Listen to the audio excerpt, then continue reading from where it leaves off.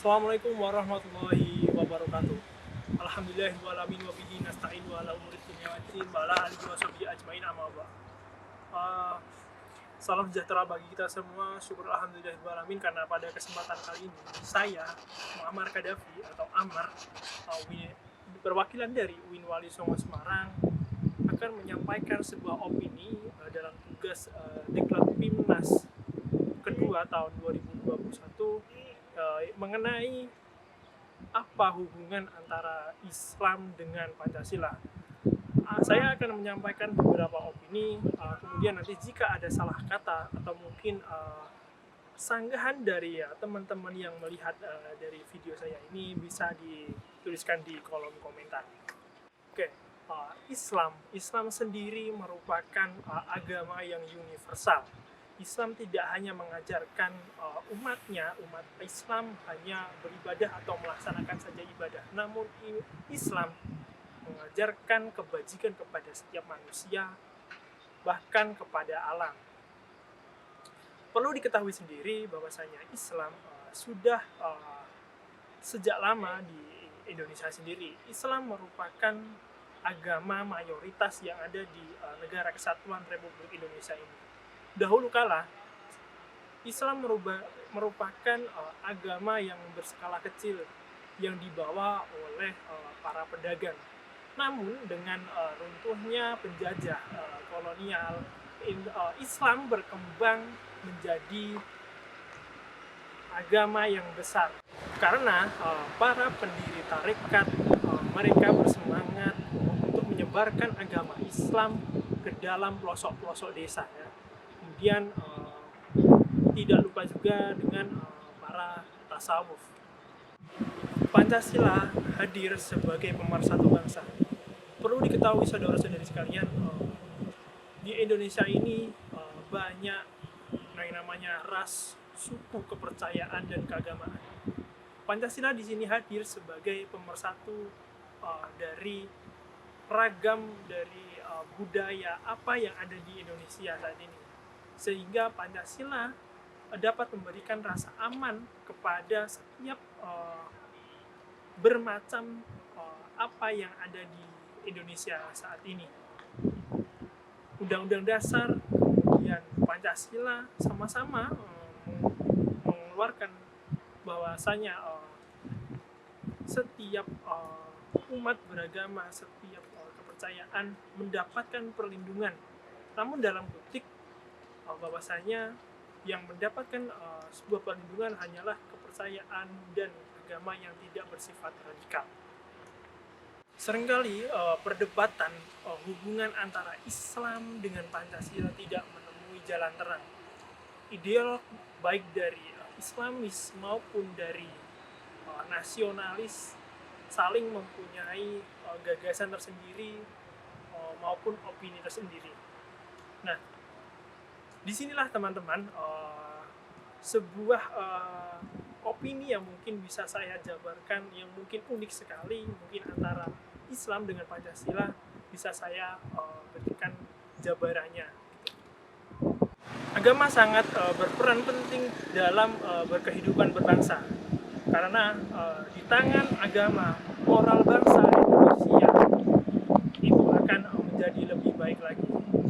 Tentunya kemudian masyarakat Indonesia juga tidak lepas dengan namanya kepercayaan-kepercayaan. Disinilah peran agama sangat penting sekali, karena nantinya semua kaitannya akan dikaitkan dengan agama. Kemudian Pancasila hadir di sini sebagai pelindung.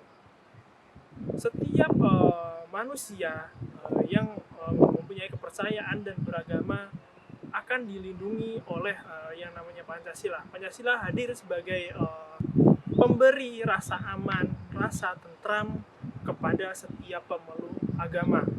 Negara hadir hanya sebagai pemberi fasilitas, sarana, dan prasarana.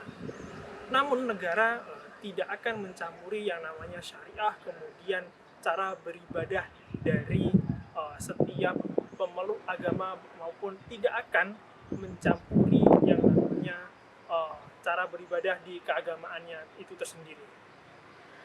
Proses dialogis antara Pancasila dengan Islam merupakan sejarah yang panjang di Indonesia ini.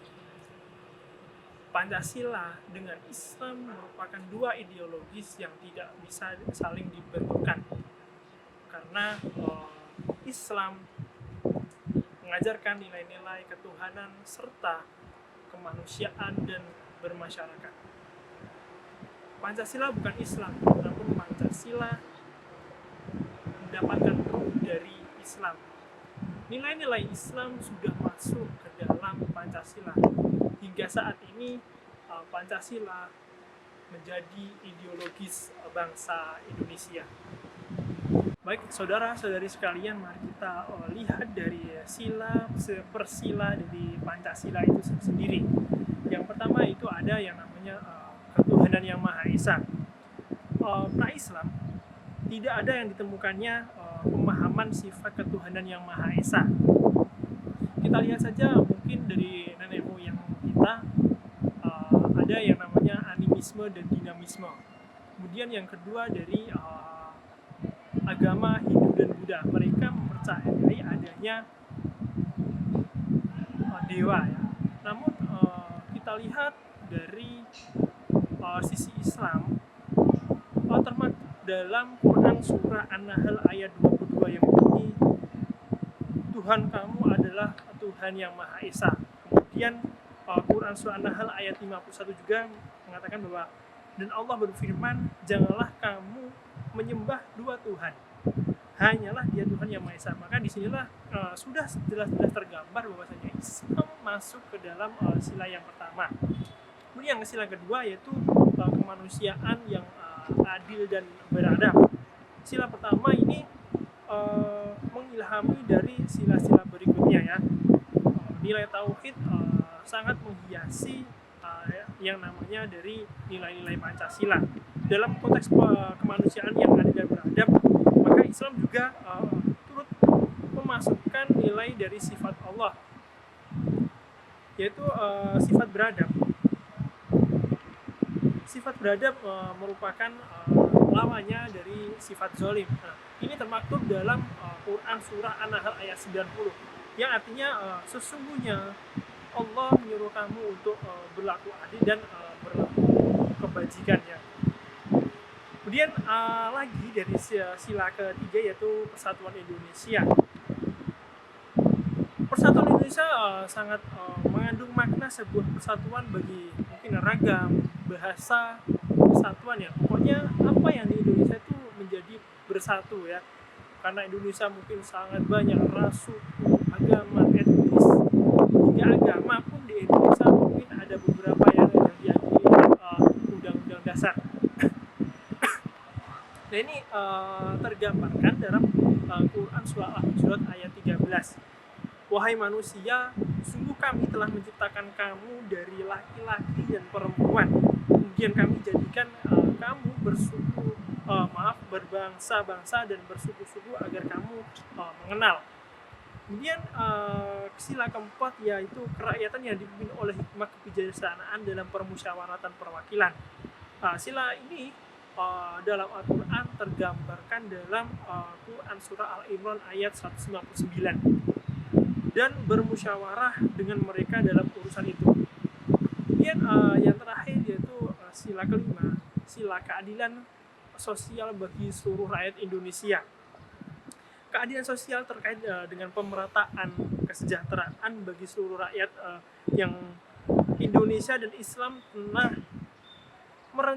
mencanangkan ya bentuk masyarakat yang berkeadilan. Allah Subhanahu wa taala berfirman dalam Quran surah Az-Zariyat ayat 19 bahwasanya dan pada harta-harta mereka ada hak untuk orang miskin yang meminta dan orang miskin tidak mendapatkan bagian. Nah, di sini dari 5 sila tersebut sudah jelas tergambar dari Quran ya. Dari sila pertama, kedua, dan ketiga, dan keempat, dan kelima bahwasanya nilai-nilai dalam Islam sudah masuk dalam Pancasila. Jadi saudara-saudara sekalian sudah tidak usah memperdebatkan lagi yang namanya antara hubungan antara Islam dengan Pancasila. Sudah sangat terlihat bahwasanya ada hubungan dengan Islam dan Pancasila.